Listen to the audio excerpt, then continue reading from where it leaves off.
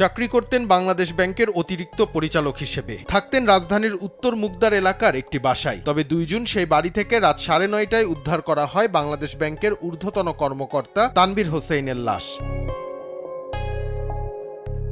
বেশ কিছুদিন ধরেই দেখা মিলছিল না তানভীরের। বাবার বাসা সেগুনবাগিচায় হলেও একা একটি বাসাতেই থাকতেন ভাড়া। বাড়িওয়ালার ভাষ্যমতে শেষ তাকে দেখা গিয়েছিল ঈদের দিন বিকেলে। এরপর থেকেই অনেকটা লাপাত্তা ছিলেন তানভীর। অবশেষে 2 জুন পুলিশ এসে ঘরের দরজা ভেঙে ভিতরে ঢুকলে ঝুলন্ত অবস্থায় পাওয়া যায় তার মরদেহ।